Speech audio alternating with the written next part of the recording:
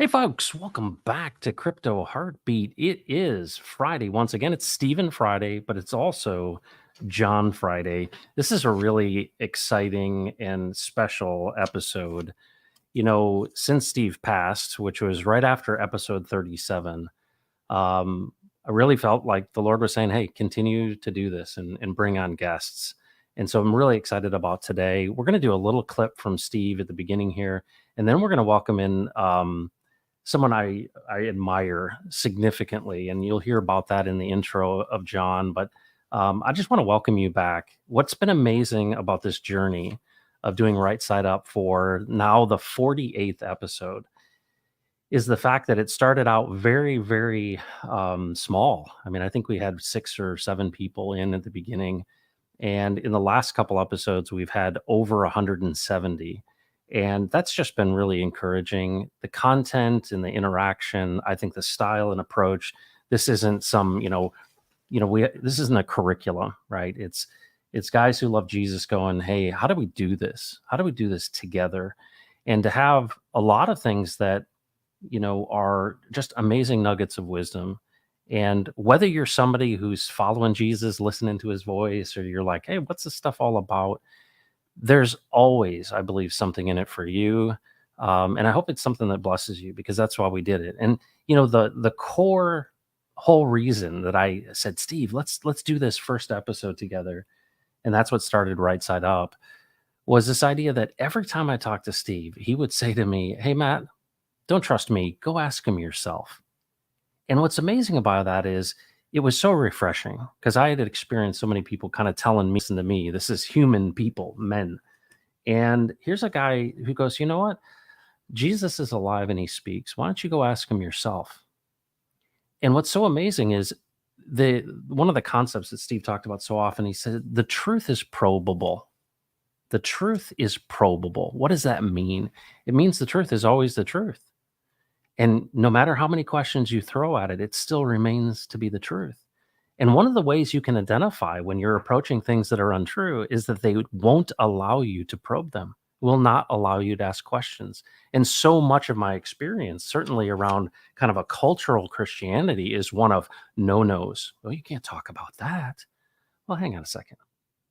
Do we believe that Jesus is accessible? Absolutely. But is presented oftentimes as someone who is a historical figure who's dead.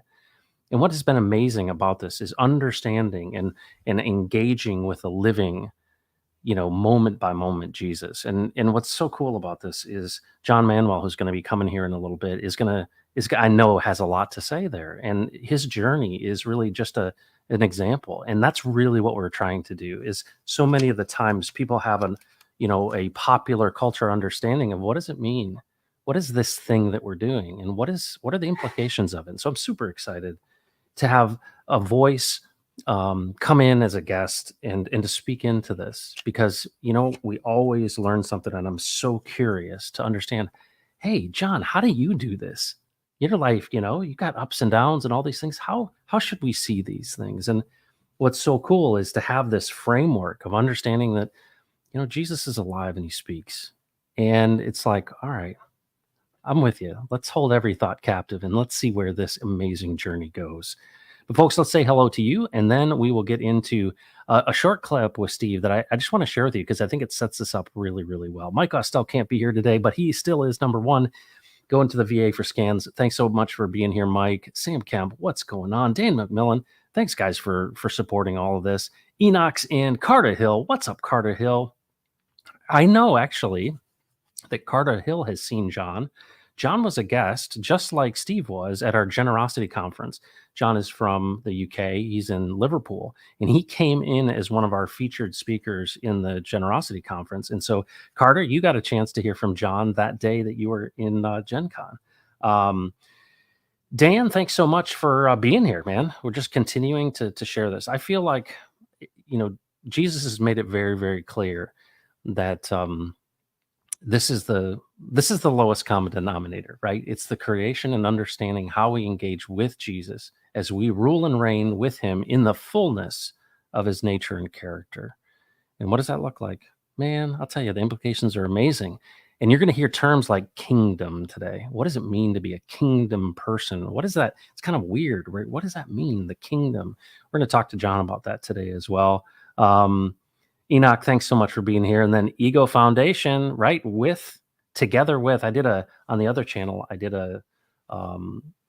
just had some insight from the Lord yesterday around Romans 9:1. And I drilled into the Greek word for conscience, right? Your conscience, let your conscience be your guide. And as I drilled into the actual Greek term, the definition was together with. And of course, Ego Foundation knows this so well, this idea of what is life like with Jesus, moment by moment. It's amazing. It's absolutely amazing. But let's jump into this little clip from Steve, because I always want to have a clip from Steve, because I tell you, every time I prepare for Right Side Up, I just like something blows my mind. And so I want to share this with you. This is from, let's share the screen.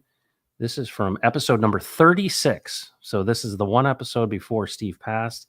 And we were talking about the church, and I had some questions and some kind of frustrations, I guess. And here's what Steve had to say. I mean, think about this for a minute. I mean, just pause, and without throwing any stones, just asking questions. Okay, Christianity is billed as the only true religion. Now, the people who believe that, I was one, believe that with all of my heart, honestly, with integrity, because I believed it was the very gift that God had given to us, that we are Christians and we are the light of the world that God has put in place. Okay, fair enough. Without going to the Bible yet, just looking at, okay, then if we are the light of the world, what is the light that we are sending to the world? Well, at last count, that there are about 60,000 different views on what that light looks like. And every one of those views says they're the truth. Wow, Jesus, is that what you had in mind? Is that what you were thinking about? That there would be, as of this date, about 60,000 different views of what that light looks like. And what does now that light do with the other portions that are claiming to be light? Well, each of those lights pretty much says that the other forms of those who are claiming to be light are not only wrong, but they're error, they're deception, and they're the lie. Well, wait a minute, I thought you said you were the light. Whoa, Jesus, something has gone haywire here. What is it that has gone haywire? Well, Steve, where did you get the idea of associating yourself as a Christian, of declaring yourself to be a Christian? Where did that come from? You see what begins to happen? When you learn, you don't approach things from a standpoint of accusation. You start approaching things from the standpoint of inquiry. Something isn't right here. Now, by way of example, one of the Old Testament, what we call Old Testament stories, was when Samuel, who was the last of the prophets to rule Israel, the people started to cry out for a king, like the other nations around them had. They weren't satisfied with Jehovah being their king. They wanted a man to be their king. And so Samuel was really bummed out about that. And there was a lot of stuff that Jehovah said, but part of the conversation was, first of all, Samuel, you have to realize that they're not rejecting you, they're rejecting me. Mm. Here's the other thing you need to realize. The people do not reflect the king. The king reflects the people. So when you see a Bill Clinton, you see the people who have said, that's who I want. When you see a George Bush, in our country in particular, when you see a Barack Obama, when you see a Donald Trump, when you see a Joe Biden, the people are not a reflection of them, they are a reflection of the people. So now let's go back at this practical part that you and I have talked about a lot of times. Why is it important that I learn to live by every word that proceeds out of the mouth of God? Because when I remove the barriers between him and I, and then start learning how to rule my life with him, and then from my life to the life of my family, and then from the life of my family to the life of my relationships and my work, it becomes like that parable that Jesus said about the leaven that leavens the whole lump of dough. It begins to spread and permeate. And what begins to then happen? The leaders will then start reflecting the people. What will happen to all the systems that are then being operated by those leaders? They will start changing the dynamic of how they are operated and the intention for which they are operated. No longer does it become, when our life becomes in alignment with him, in this unbroken relationship, where I learn to live by every word that proceeds out of his mouth, where I learn how to hear his voice, when I learn how to sit with him in heavenly places, when I learn how not to react to it, to proact, when I learn to live the way he designed life to be lived. And all of a sudden, all of these instruments and tools that are designed to help us are no longer there to exploit us and to extract and enslave us. They then become instruments of service for us. That's how it's designed to work. You know? So, hey, I don't know about you. I want to learn how to do that. You know, a little nugget before we bring John in. You know, what's amazing is what's been so transformational in my life, right? 23 years of doing this, right? Saying, hey, I'm following Jesus. And over the last, 2.5 years, really understanding this basic premise. You know, here's Jesus. He comes out of the wilderness, right? He's tempted by Satan. And what is he? You know, he's like, bow before me, right? Give me your authority. And what does Jesus say? He's like, well, Satan says, hey, I know you're hungry. Turn these stones into bread. And what does he say? Man does not live on bread alone, but out of every word that comes out of the mouth of God. And you think about the things that Jesus said. I only do what I see the Father doing, right? And then you think about things like faith comes through hearing. And then Peter, James, and John go up the Mount of Transfiguration, and they see literally Jesus transfigured with Moses and Elijah, the law and the prophets, and they're conferring. What are they conferring? They're talking. And you think about this. They wanted to like make them equals, make Jesus equal with the law and the prophets. And what ends up happening? A voice from the sky. You talk about like interrupting, you know those scenes from movies where they walk into the bar and you're like the wrong person to walk into the bar and the record player goes and everybody turns and looks at you. This voice from the sky says, "This is my son. Listen to him." And then when the Spirit, the Holy Spirit is given, right? He's like, I got to get out of here. I'm going to send you one. He's a counselor. And guess what he's going to do? He's going to remind you of everything I said. Jesus is alive and he speaks. And it's amazing to me how my life has transformed when moment by moment I've understood now holding each thought captive and then realizing the nuance of where that direction, that guidance comes from, and then what the gift is. Now I am understanding why consider it pure joy when facing troubles of many kinds. Why? Because there is a shepherd. We recognize his voice. He's out front. And it's amazing to think he's accomplishing what he's planning to accomplish. So I want to listen to him and say, hey, what's next? What do we got? And there's no one I know that does that more than John Manwell. Folks, I want to welcome John to Right Side Up. What's up, John? How are you, sir? Good to see you. Good to be with you. Yeah, doing well. Thank you. Well, it's such a pleasure to have you back. You were on with the Gen Con conference. You came in from Liverpool. You're in the UK.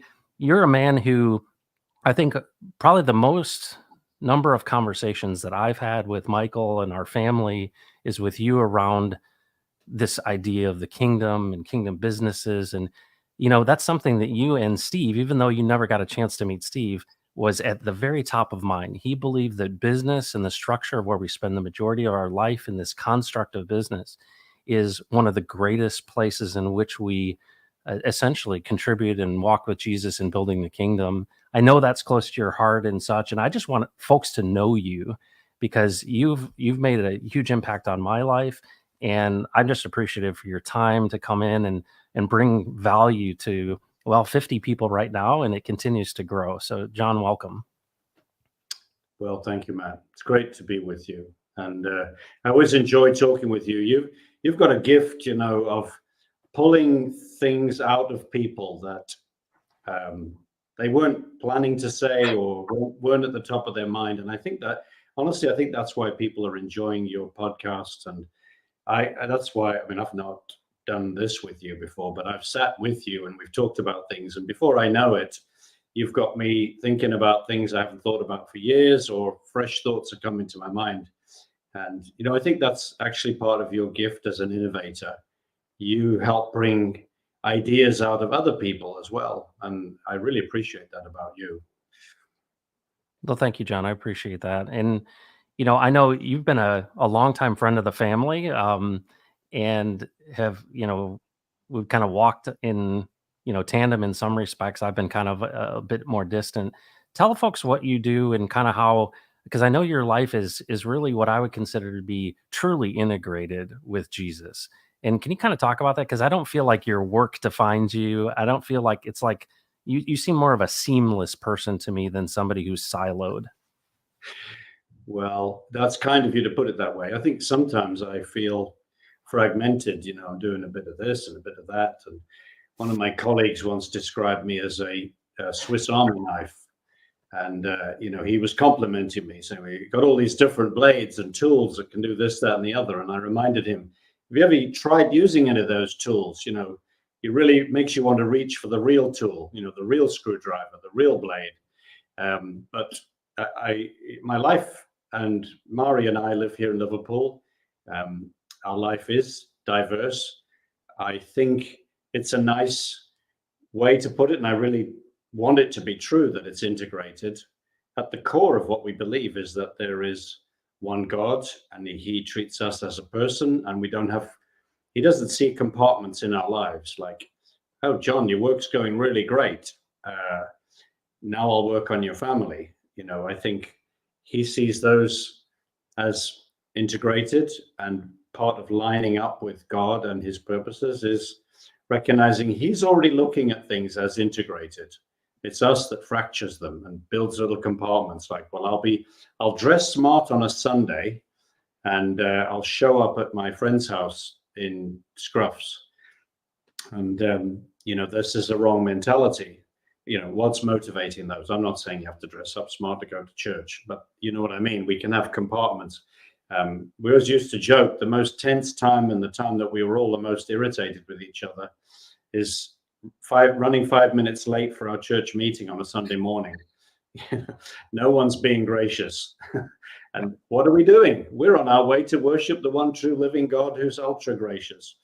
And so we can be very fractured and incomplete. But I think being inspired by God in the very purpose and reason for being alive permeates everything you do. And, I would say that like when we go to sleep, I pray every night that God would speak to us while we sleep.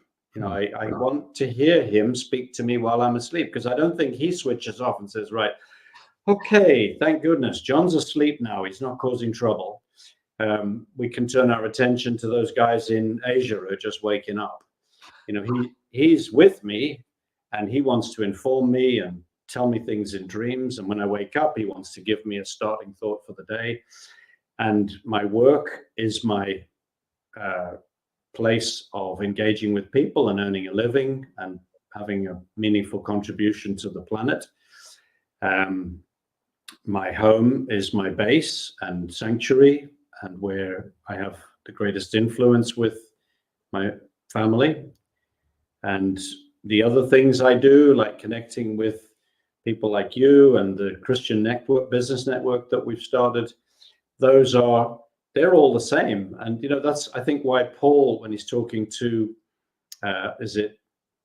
Timothy, is basically saying, if elders need to be good stewards in their home, otherwise they're not fit to be elders. In other words, you can't lead out in the religious environment, the so-called spiritual environment, or church, as some people think, and have a chaotic home. So that's not so much a prohibition as a reminder that we are integrated. And if you don't recognize it, you can't be in a mess in one department of your life, one aspect, and expect to sail well in the other part. So yeah, we have a community that lives in our home, have done for 35 years. So we've just, what does that mean? I mean, it means we just invite people to live with us. And half the people don't want to come and live with us, but some people have to because they're in dire straits. Some people think it would be great to come and live with us and realize it's not just one big happy holiday home. There's work to be done. Someone's got to put the bins out, the trash, and someone's got to wash the dishes. We got a little poster above our kitchen sink which says, "Everybody wants a revolution, but nobody wants to wash these dishes." And life means you got to do some work. So we live as a community in that sense, basically in its extended and open family. And I see work as part of life and an opportunity to make a difference, not just earn a salary. And I think we're created as ambassadors of peace, relationship repairers, and members of society. We're not separate from so-called society. So it's diverse, hopefully integrated. Well, one of the questions I have, I remember the first moment I met Steve, I asked him I told him, I said, the Lord has asked me to unlock generosity by giving. And he said, I'm called to men of the transfer. That's what he said. Like one of the first things I ever said, he's like, I'm called to men of the transfer. And of course, it took me 2 years to understand what he meant. The Lord has spoken to you, and it was potentially continues to, obviously, nightly. But there's also a trajectory, and I feel like you've shared with me, and I would love for you to share with the audience. When we talk about calling or direction or purpose, would you share yours? Because it is really a unique story, in my opinion, and I think it also can be really informative to many of the folks in our community who are going, why am I even here? Like, how do I even understand what my purpose is? And, you guys talk about like Jesus telling you, like, how does that work? And how does it manifest itself over 35 years, John?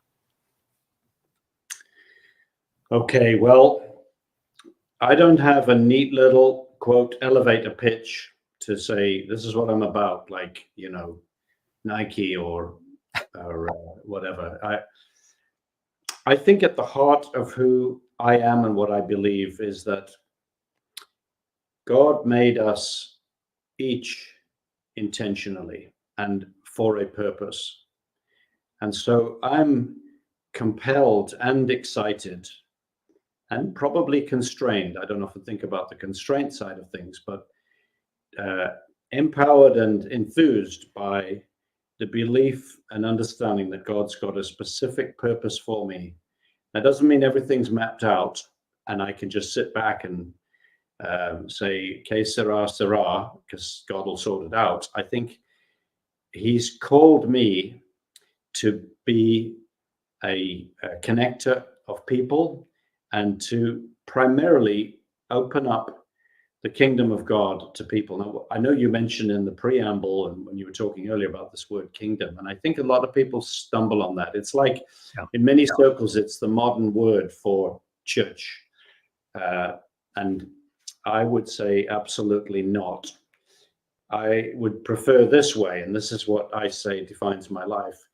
Kingdom of God is where the king is ruling, not any king, because it's not any old kingdom. Where the king Jesus, the king of the universe, is ruling, that's the kingdom of God. And so he has a purpose. My goal is to line up my life with him.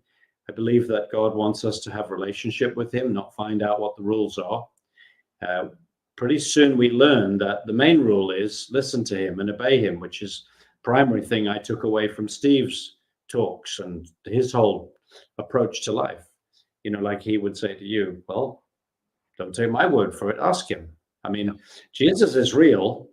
And if you genuinely ask him, he genuinely answers. He doesn't necessarily answer the next day in written form, but he has a habit of, when he's asked sincerely, he does answer because he's a real person. And that's my experience. So the king, this is the earth-shattering truth. The king of the universe is not only willing, but eager to engage with each and every one of us on an individual basis. How could he possibly do that? When you do the numbers, given I struggle to remember the names of the people in my immediate circle, it doesn't fit. But he is God and I'm not. And so our calling, Mari and I got married 36 years ago. And really immediately when we prayed, okay, Lord, what are we to do with our life? You know, this is an example of him saying, okay, I heard you. Here's the answer. And we knew that when we asked him, we were saying, Lord, what will we do with our lives? And sincerely, Lord, we will do whatever you tell us. And you're secretly hoping, I hope it's not this, or this. But you know also that you hear these stories of people saying, I really, really don't want to do this. And that's almost like telling the 4-year-old learning to ride a bike, whatever you do, don't cycle into that tree.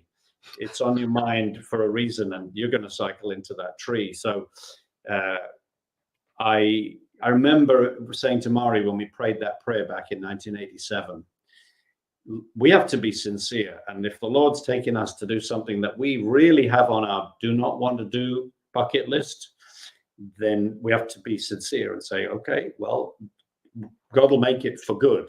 So I can remember thinking that. I had certain thoughts like, I really, really don't want to be a missionary, you know, living in poverty in India, just for example. And anyhow, so I think we prayed that prayer sincerely, and I think God immediately answered. Within weeks, he gave us, through a sequence of things I maybe won't take time to go into now, but really clearly, systematically over the next few weeks and then months, leading words, dreams, visions during prayer, scriptures that just absolutely all aligned.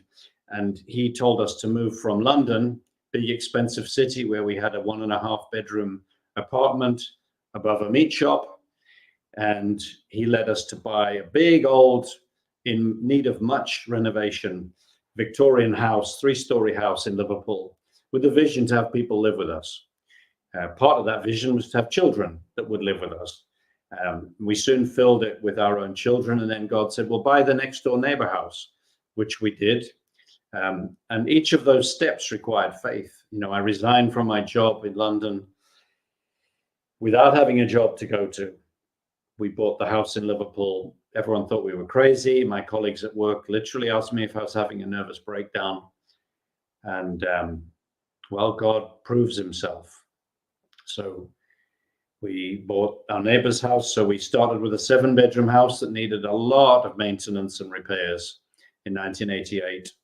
We bought our neighbor's house, which was another 7 bedrooms, joined the two together in 1998. And in 2015, we bought a similar house directly opposite those two. And that's meant people can come and stay with us. And I'd love it. I'd love it if one of the outcomes of this call was that someone I don't know came to stay with us. Wow. But, you know, let's see. I'm wary of going out on the internet and offering an open invitation. If they get a double green tick from Matt Frazier, then there you go. Welcome.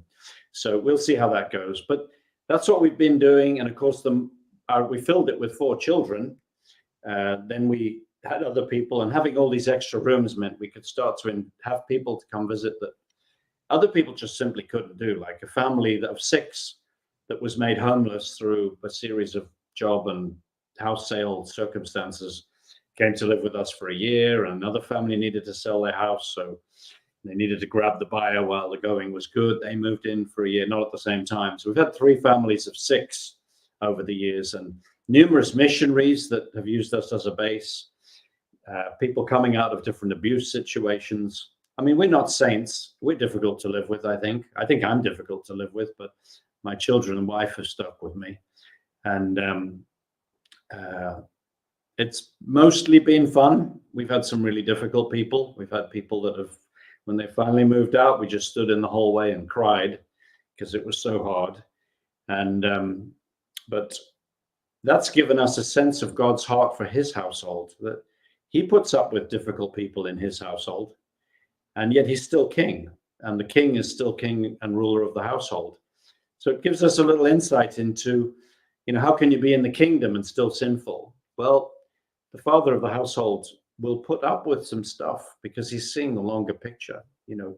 My child breaks something in a fit of immature tantrum. I don't cast them out. Right, that's it. You're moving out. We put up with a lot because we're taking the long view, and we know that they are dealing with their own stuff.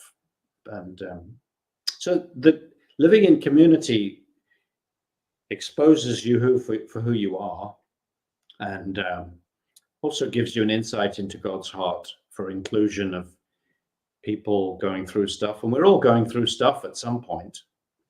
And so that's been our base. That led us to connect with churches across the city. So we got involved in a unity movement, bringing churches together. And I want to pick up on something that Steve said about 67,000 expressions of the light. There's one core truth that unites those 67,000 expressions of church belief, and that is that Jesus is Lord. Or you could say, to use the same terminology, Jesus is King. Anyone who doesn't say Jesus is King is not part of the community of light. They might be on their way into it because they're exploring, but the kingdom of light are the people who declare Jesus is Lord. So we can then have a raging argument about whether women should be in leadership, or whether you should have a glass of wine or be teetotal, or whether gay people can be married. You argue that all day long. But if we're agreed that Jesus is Lord and he's present with us while we're arguing, that'll moderate the way we talk, and it'll also remind us of the ultimate truth that, okay, we can violently disagree, but you're still one of his kids, and I'm one of his kids, and we both have to live in this house. No, that's really good. Well, what you kind of touched on, and I know it's much, much more broad than this, is this vision that started in, let's say, 1987, multiple houses, and it's continued to grow. You talk about, you've invited people into your home. What has been the effect of having this home base, and certainly Liverpool as it relates to the world when it comes to just geographies and people groups and the kingdom? This vision of this home that you find in Liverpool that has expanded out into many other places has really been a sanctuary, it seems like. And I know there's more to it. Can you describe, because I think it's really cool that God would place on the heart of you and your wife long ago and continue this story and grow it in a way that is such a blessing to so many different people. Because I know that there have been hundreds, if not thousands, through your home, sometimes just for a visit while there's, a waypoint, if you will. What's the fruit of that? What's the impact of that? How is that? Obviously, that's enriched your life, but it's so cool that would be a calling and a direction. And it's like, that shows to me that God is very specific about the purposes for us and that they all work together. Can you characterize kind of the impact of doing this journey and having this place where people can come through? Yeah, sure. I think it would be revealing of the emptiness of it all if I said, well, I don't really know, because that would be, I think, a bit lame and a bit empty. On the other hand, I don't want to boast like, well, we're superheroes and everyone's been blessed. I think some people might have learned. We learn sometimes in life, well, I won't do it like that. So maybe we've taught some people that. But, it's just some examples. We've had a lot of young people live with us, people who were maybe working as interns in a job or working for a charity in the city. And so we offered them basically cheap accommodation, but not just a place to live, a family to base themselves in. So my wife's taught numerous young teenage girls and boys, but mainly girls. We've mainly had girls living with us. partly because I've been at work, and so it's more appropriate for her to be supervising young women. And she's taught them to cook and cater. We had a girl who had never done anything more than heat something in a microwave.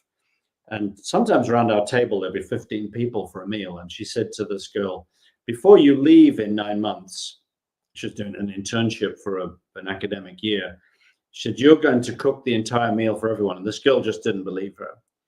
And I said, well, that can't happen. I can't see it. But she did. Just before she left, she was in charge. She cooked the meal. And it was a nice meal. It wasn't, reheated sausages. And I think discipling people is practical. We didn't just teach them, here's some Bible verses that you'll know by the time you go. Although I must say, Mari had one scripture up that she used to constantly quote to these young people, which is from Hebrews. No discipline is pleasant at the time, but in time, those who are disciplined by it will produce a harvest of righteousness. It got to the point where these teenage girls would say, as soon as she started, right, remember, no discipline, and they'd finish it for her, and they say, yeah, we get it, because discipline doesn't mean a whack on the wrist with a stick or some sort of sanction. It's training. So we've trained a lot of people, and I think some of it is intangible in the sense that people have come from broken families or unhealthy discipline or lack of discipline, and they've just experienced what it is to live in a stable family.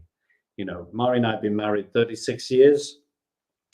We don't boast about that, but that's the grace of God. People can come and stay and see, well, what would it look like if you stayed with your partner? What would it, and we're honest with people. We tell them when we talk about relationships, we had a time where we thought, this is it, the marriage isn't going to work. I mean, we're just not functioning well. Life isn't just plain sailing. And with children coming along and the pressures of people living with you, sometimes you feel like it isn't working. And the world tells us, well, then just part company.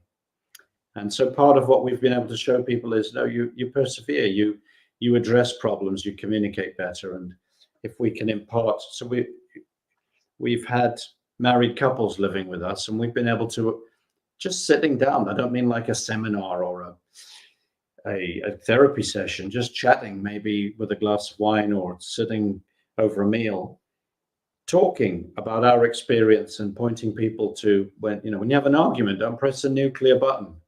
Maybe talk, maybe work it out for the sake of the long term. So I think we've been able to impart a bit of conflict resolution, what it is to be a peacemaker, what it is to live as a family. We're not the best family ever, but we are stable and we're still here. And we've been a refuge for people. We had a woman who had to carefully calculate the moment to flee from her abusive husband with her 3 children. So we were the refuge, because the women's refuge in the city was overflowing during COVID. So she came here and we were her refuge. And now she's reestablished a healthy relationship with her husband, former husband. Her children see their dad.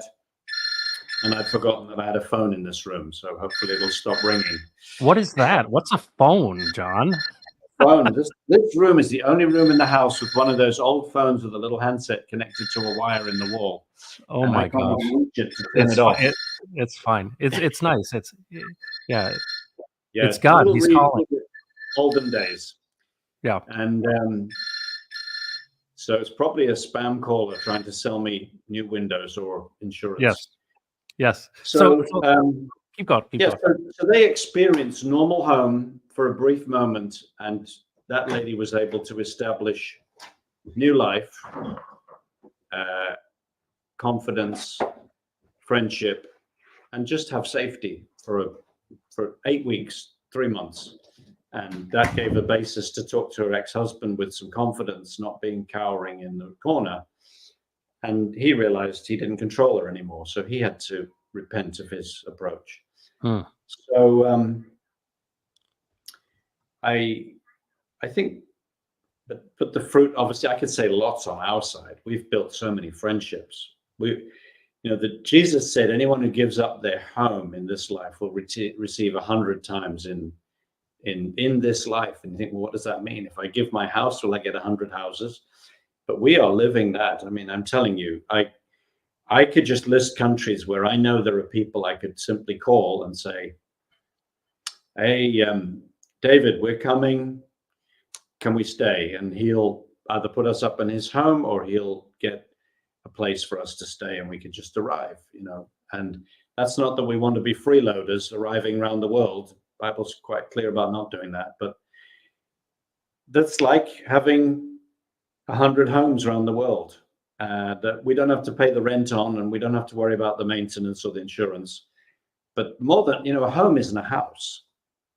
A home is a place where you can be with people, and there are householders leading that household. So some people have got 6 homes, which are actually their home and 5 other houses that are a reflection of the emptiness that they have. Oh. So lots of impact. I mean, the Bible says practice hospitality. It's not advice. You're practicing it. In doing so, some of you have entertained angels. It's like, ooh, we could have angels in our home. No, that's a promise.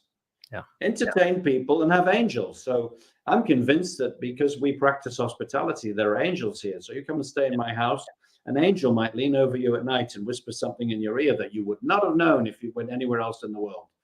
And I'm saying, Lord, let those angels speak to me, because one bit of information from them could be the key to some problem we face.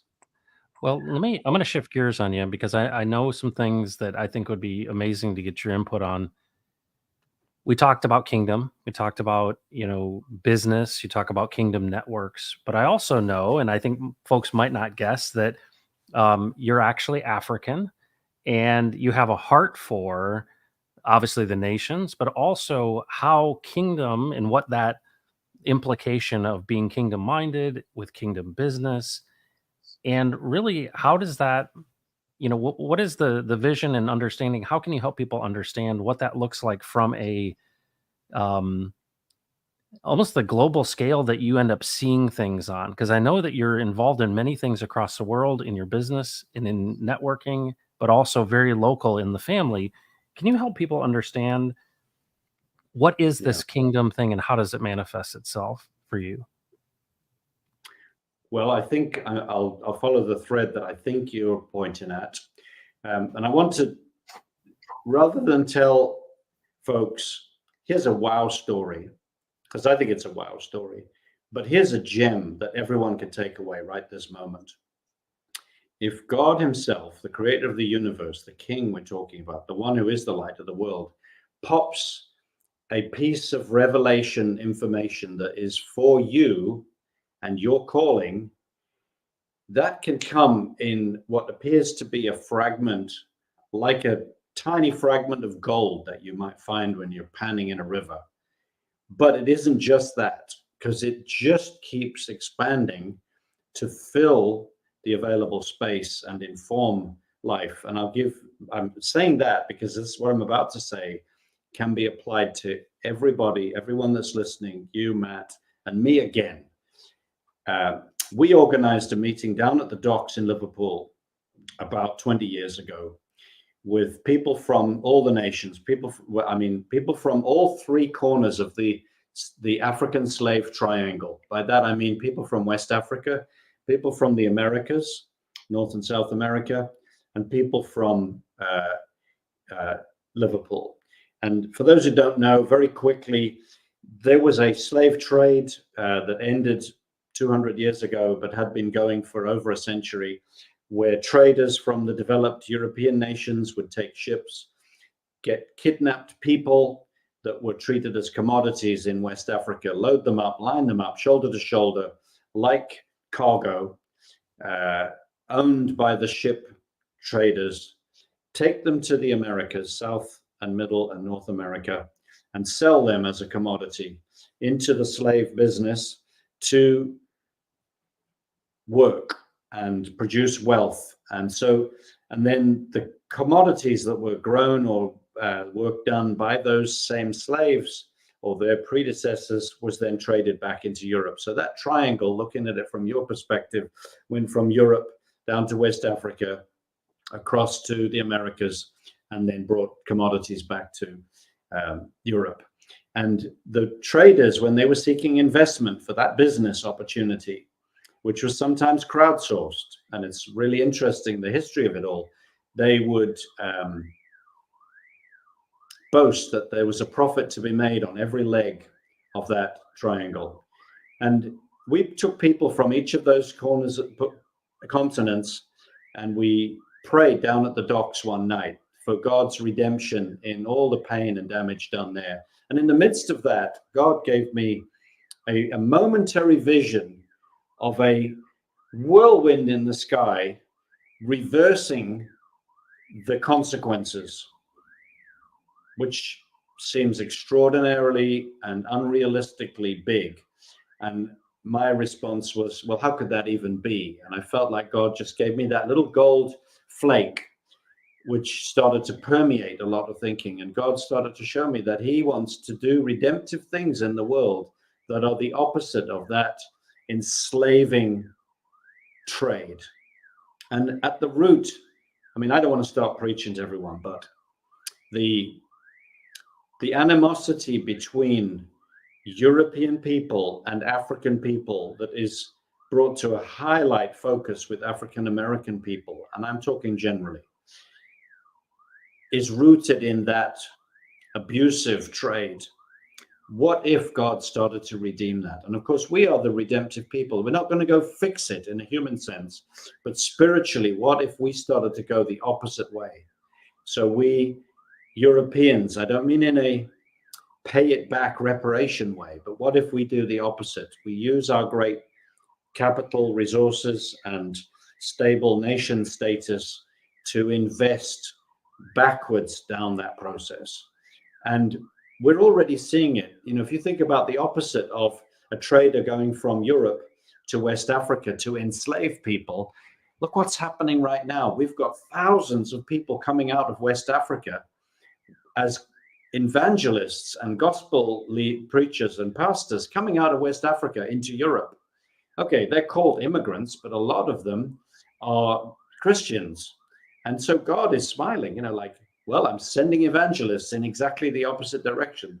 The father nation, the European nation sent traders to enslave. I'm sending some of their descendants Wow. to come and liberate you. That's God's grace. That's not people fixing the situation.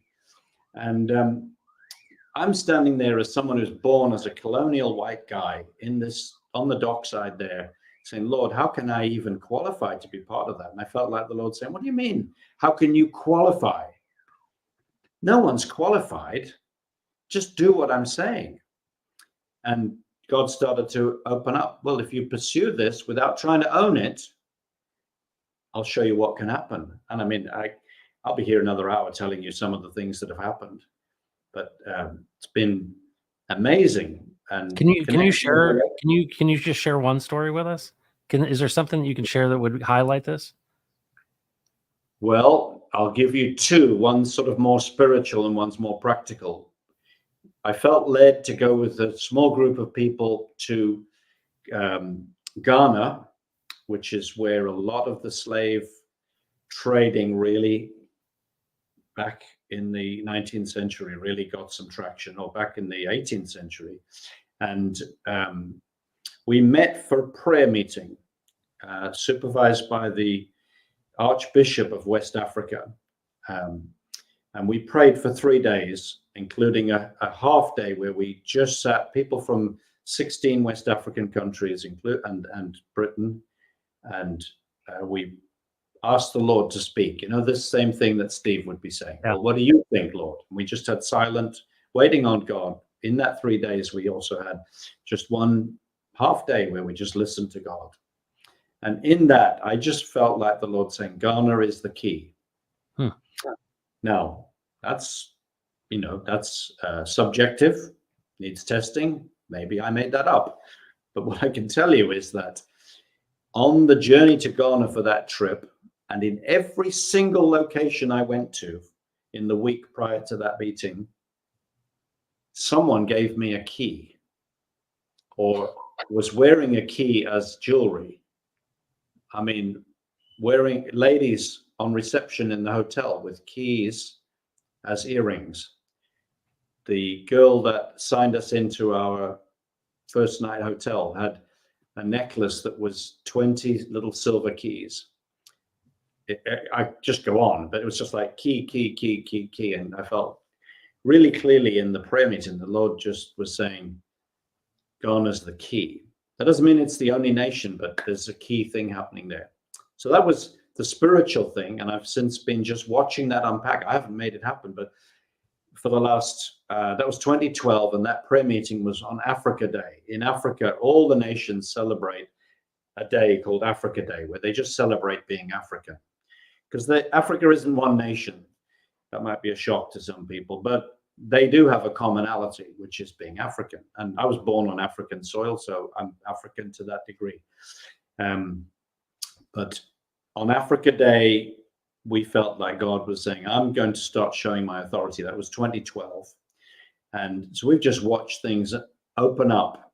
And I would say to anyone who wants to know where to invest money or where to look for the future, I'm telling you, as much as I can possibly believe it to be true, God is investing in Africa.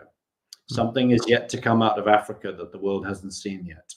Even though we despise the disorganization, the corruption, we even look down our noses at poverty and everything that seems to be wrong with Africa. But God's got a plan and it's emerging, and it's way bigger and better than anyone's thinking. So long money, invest in Africa now. Practical, without me soliciting or engineering it, I found myself traveling on a wide-body jet into Ghana and out of Ghana with a African-American bishop and the son of a Liverpool docker, white, an American white guy, and an archbishop of West Africa. And you know, when you get those middle seats and you think, well, I wish I was on an aisle seat, or, you know, those four in the middle of a wide body plane are like the least popular, aren't they? Unless you're going to have an empty row and lie down. But those four people, including me, were sitting in a row. And I was saying, Lord, this is amazing. You know, that you would organize this to underline your point.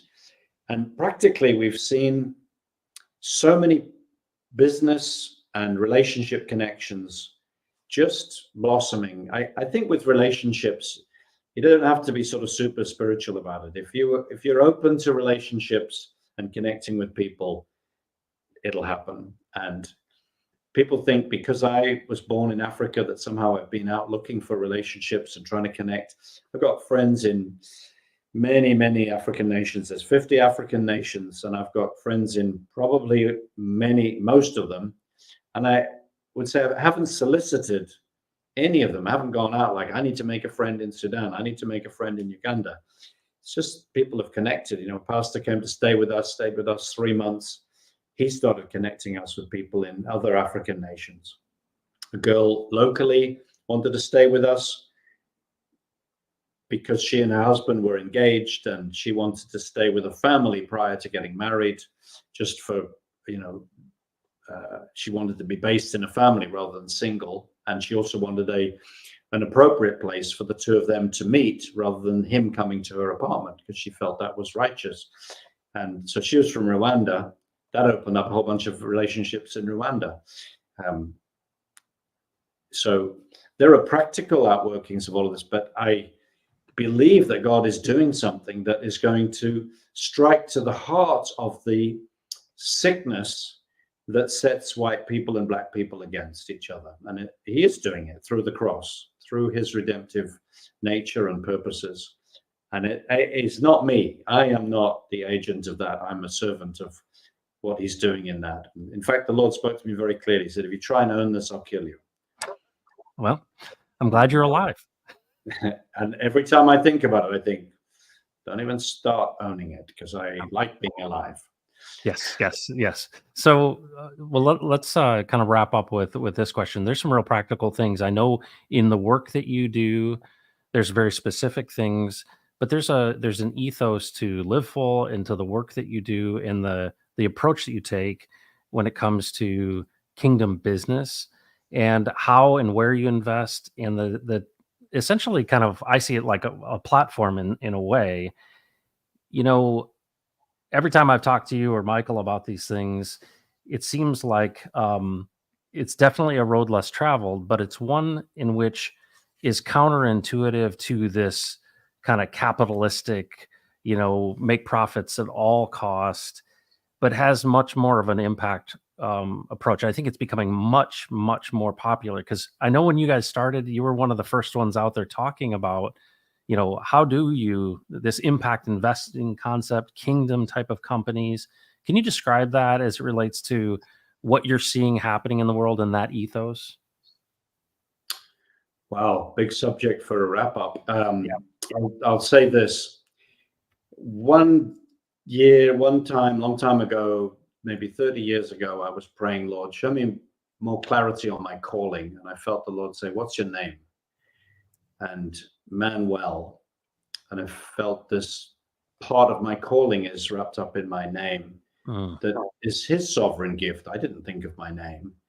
And God wants to see Manwell. And then Michael said to me, that's your brother-in-law, said, hey, John, I've been talking with this company called Live Full. They're based in Atlanta. I think we might be able to work with them.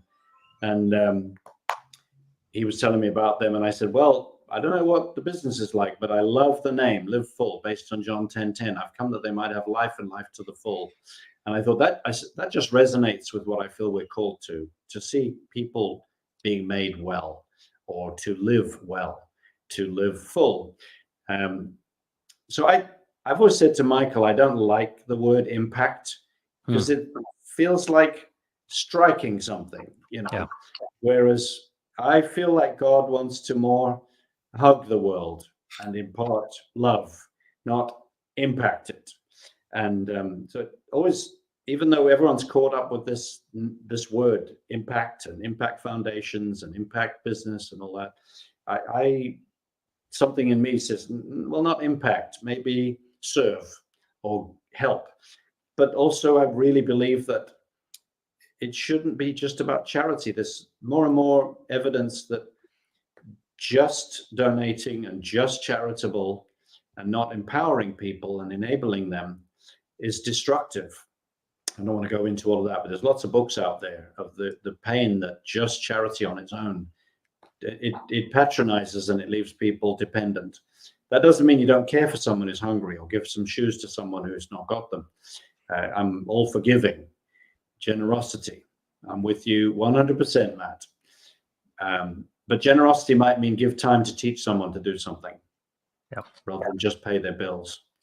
And so that's what we're about. And Live Full is about creating a platform to deliver real health solutions. And I believe there's a whole agenda out there in the big whatever to not deliver real health, but to deliver a subscription to their slave system and to put bad health out there to keep you sick so that you keep paying. And some good health might not be a product. It might be just, hey, why don't you avoid that and eat less sugar? That'll help you a lot. And there's no one going to make any money out of that. I'm not going to make any money just saying don't eat so much sugar. Stop drinking carbonated drinks and live longer. Well, plenty of companies don't want that to be a viral video. Right. No, that is so true. And it's amazing to me the fact that you make yourself available. You go back to 1987, you say, hey, what do you want? What do you want from us? And what can we do for you? And how does this all work together? What is the purpose? And I think it's really helpful, John. And this is why I had loved my time with Steve so much too, is that you've been modeling for me, for others in my family, but journeying with us in a way. And I think it manifests itself so well with just a meal, right? You said, you kind of just say it nonchalantly, like, oh yeah, there were 15 people at the table. I don't know anyone besides you who regularly each night is having 15 people at a table. That's a big effort. But there's something about dining with someone, eating with someone, that is, there's an element of peace in it. And obviously you could reference a number of things about eating with your enemies, but also this deep sense of transparency that comes with having a meal with folks, and really enjoying life.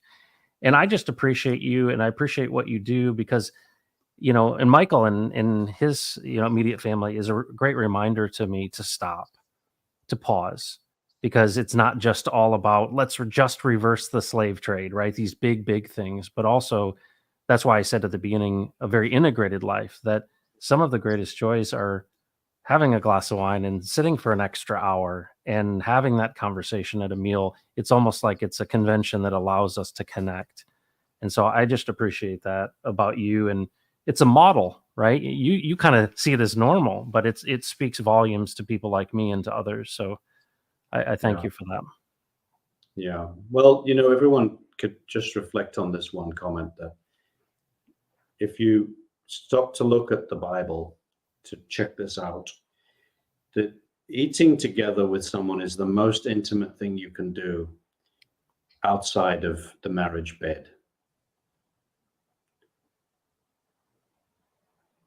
It's interesting that you say that. And it's interesting how it's been used also as almost a mechanism of peace, that that you would do this intimate thing and have a meal with someone that you're in conflict with. And there's something about that too. But also there is truth in the vino as well, right? Yeah, as soon as you relax, Yeah. with or without wine. I'm sure there's one or two teetotal people on this call saying, I wish they wouldn't Sure. keep talking about wine. Come But on. there's and perhaps if I said coffee, there's also people who say, well, you should be having caffeine. But that just relaxing with someone and talking openly is an intimate thing. And we often don't do that. And it's in the place where we live that's best done, in normal life. A lot of the modern world in our developed societies is about creating those situations. So people go out of their home to go and have a coffee with someone. Well, why not invite people into your home, even if they are awkward? And they may not leave when you want the meeting to be over. People like going to the coffee place because you could say, okay, well, I've got to go now, and you can leave. Yeah. It's harder to say to someone, okay, I need to do something else. Will you leave? So it is our space. We're less available because it's inconvenient. And a lot of love is about accepting inconvenience. People are inconvenienced, Matt. I'm inconvenient. Yeah. As we wrap this up, and I just thank you for your time, and thank you for sharing your perspective and your life. And there's a lot of when I first got into this, I was just doing crypto stuff, right? And now I've kind of reserved Fridays to have these conversations because I started doing that with Steve, and I'm continuing it. I feel like there's a lot of people, and I've been convicted of this recently in the crypto space. There's so much. It's so exciting on one hand because it's all about this decentralized, we're pushing back on these centralized authorities, that you can do things peer to peer, and it feels a lot like freedom, and it feels a lot like making your own choice. But then on the flip side of this, I'm also very convicted by the fact that it is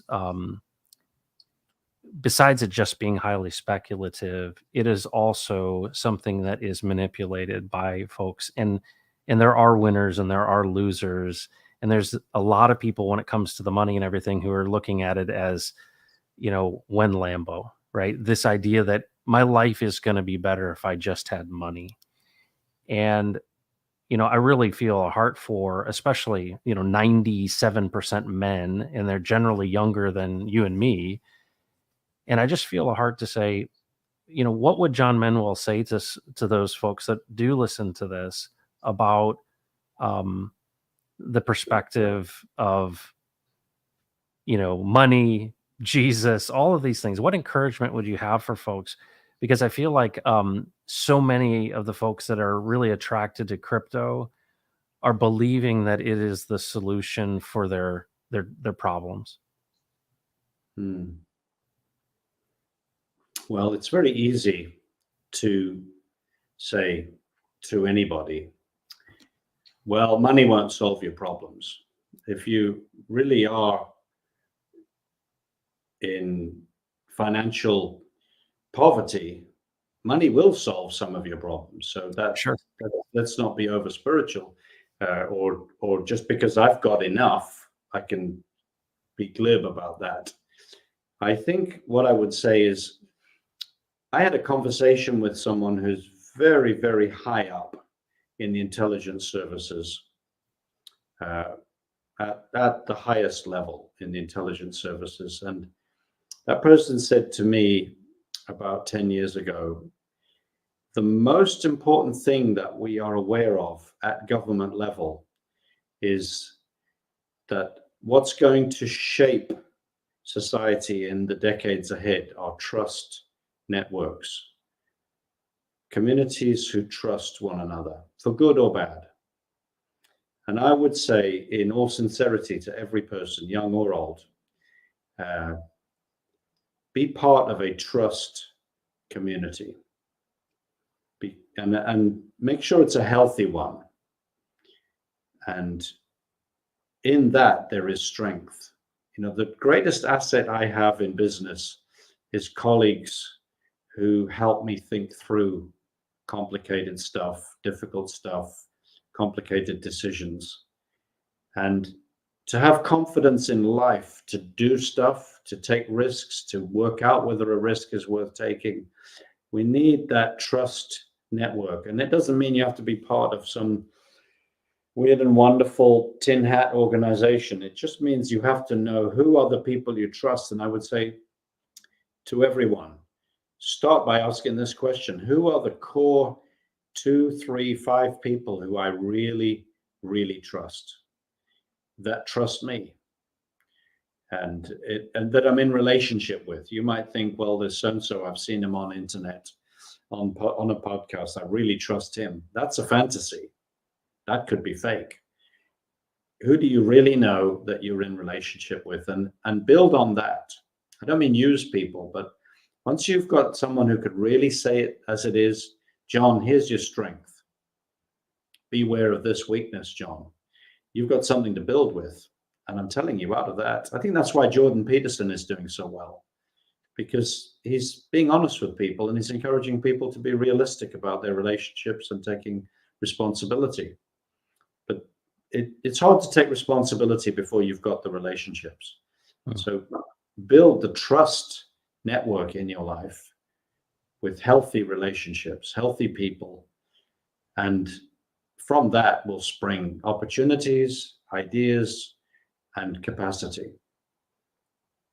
That's awesome. John Manwell, thank you so much for joining. I appreciate it. And I hope that we can have you on again at some point. But I know I asked this yesterday kind of last minute, and you were so gracious to say that you'd come on. So thanks so much for being on the program. Wonderful. As I said at the beginning, you always draw interesting stuff out of people and you make me think. So I appreciate you, man. Yeah, you too. And thank you so much, John. Give Mari our love. We appreciate you so much. Okay. Well, let's see if someone comes to Liverpool now. That's right. Yeah. I'll make sure we vet them for you. I'd like it to be you, Matt, for a start. Yeah, I know. I would too. I've never been to London. So I'd love to go to London. I'd love to go to Liverpool. I just haven't seen, Don't worry about the London. Come to Okay. Liverpool. All right. Fair enough. Fair enough. Thanks, John. Okay. Folks, how cool is it? One of the neat things about doing this program, 94 people watching. Thank you so much for joining. It's amazing. What I love about John too is, what you see is what you get. And what I love about is real people. I feel like when I look at things on the internet and watch, everyone is putting on a show. And what's so great is, do you have those authentic, trusted relationships in your life? Do you have folks who are willing to maybe speak some hard truths to you And that's one of the things that really attracted me to this community is when we started getting together, which is exactly what John is sharing, right? Like, we have to eat, we might as well do it together in this community. My first, Hexagon meetups and all of these things we've done in crypto, it's amazing when you go into a group of people who are non-judgmental, right? Like, there's something about this crypto thing, even though it's been difficult for quite some time now, is that there's this hopefulness, but also this willingness to say, you know what, um, we win together. And the that hope, in my opinion, is at the very, very core of what has been some of the most joyful parts of life, which is being in community with people that you can trust. You know, you kind of take the good with the bad because, we end up having, the Twitter fights and all those kind of things. But if you haven't been to these events, and as we get into the bull run here after the halvening, which is coming up in like 7 days, it is the most exciting thing to connect with people of all walks of life who are accepting and willing to accept you for who you are. And that's one of the things I've seen. And I would joke many times that, I've seen more deep, transparent community in crypto than in some of the churches I've been to, because people are always afraid of being transparent. And there's some oversharers in our community. Folks, thanks for joining again. Right Side Up. This is episode number 48 with John Manwell. I hope that it's been a blessing to you, but I just want to encourage you, be inspired to be hospitable, to be transparent, um, to listen and ask Jesus to speak. And he will teach you how to hear him. And it's what a legacy Steve has built and what we continue today. So have a great weekend, folks. It is my favorite week of the year because it is the Masters tournament. So I'm going to have to go check that out. Take care of yourself and don't mess with Texas, right? No one should. Take care.